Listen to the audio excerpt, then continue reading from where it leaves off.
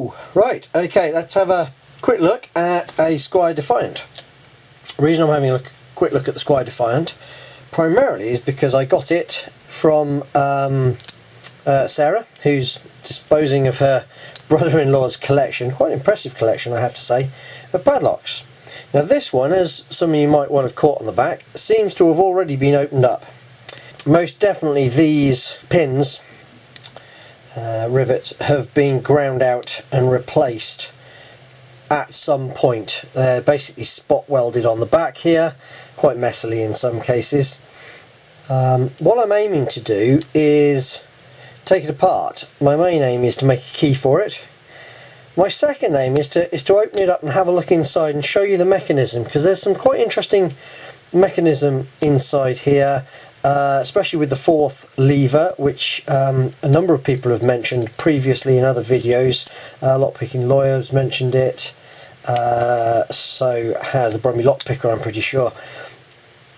And it's not a design flaw, it's not a quirk.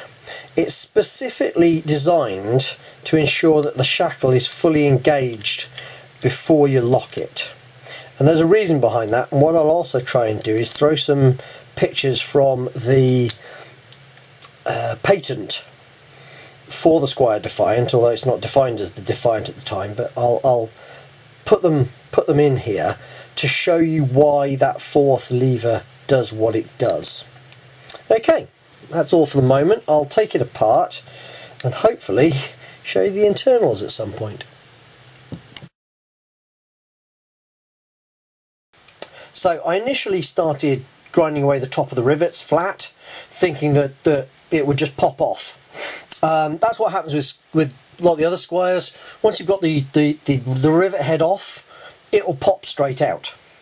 Wasn't doing that, so I tried tapping it through till Andy Mack reminded me on one of his videos that a lot of Squires have got these double dimension rivets to go through, so through the main body they're thicker than at the ends, so you'll never be able to tap them through because obviously the thicker section won't come through.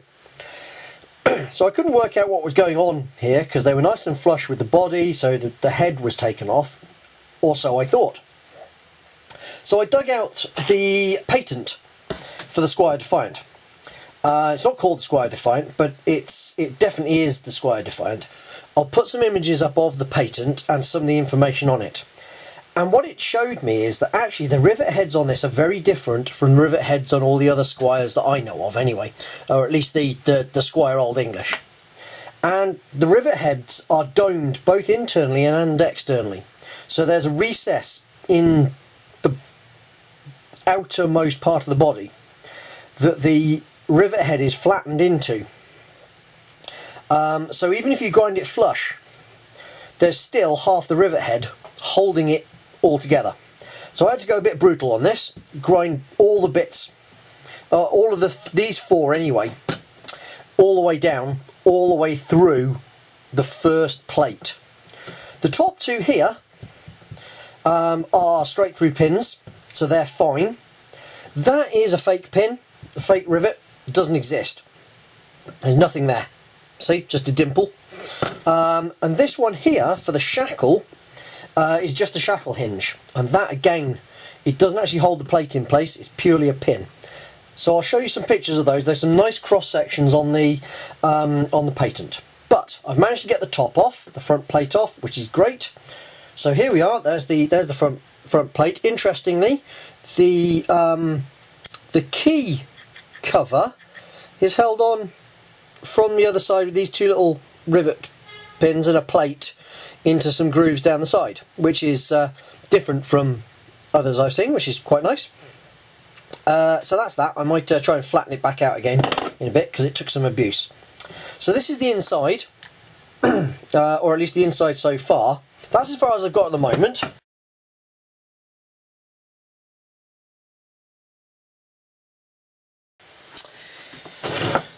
Okay, didn't quite go as I planned.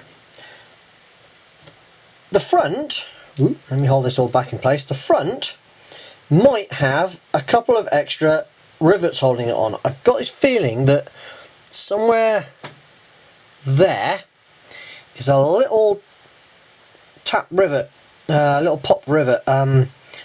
Looks like it's pressed out. And there are also 2 pins here, and there's also another one there. One of these little, I don't know, blind rivets or something, I'm not quite sure, goes through to here. So I think that holds the front and the rest of this pack together.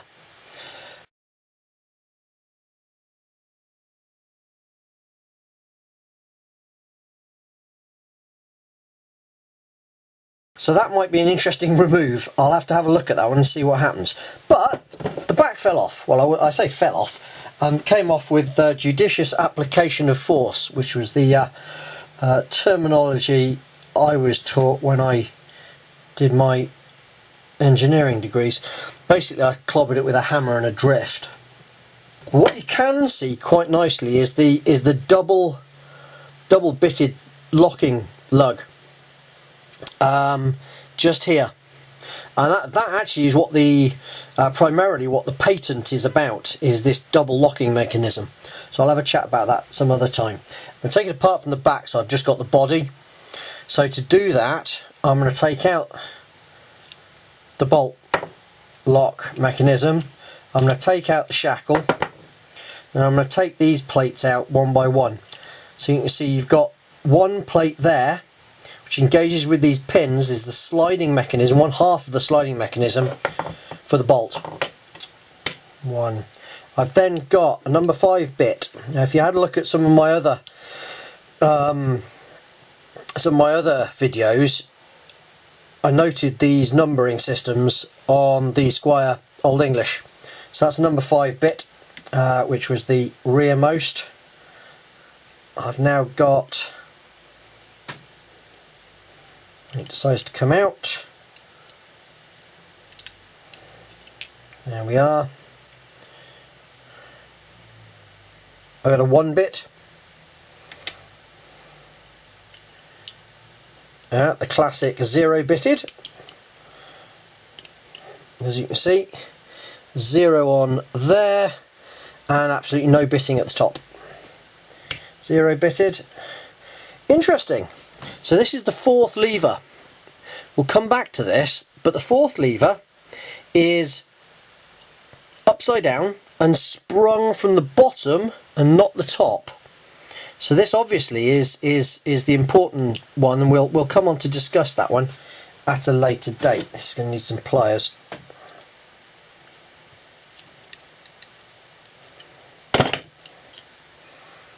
Right, then I've got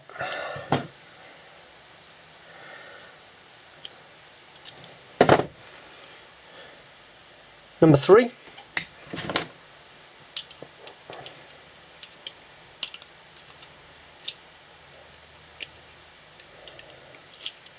Another number 3, and then I've got the other half of the bolt mechanism. So as you can see, that and that sit either side of all the pins, of all the levers, sorry, and then the bolt. Get this the right way around. There we are. Then the actual bolt itself sits in there, and it's moved across sideways. So that's your bar in the centre. You see there, that fits in your bitting inside, and then all your levers sit either side of that. So that's your that's actually your locking mechanism. Quite an interesting design, that. So let me put those back in there. That one there. I'll probably just put this as a video up of the disassembly, and I'll do another one once I've cleaned it and rebuilt it.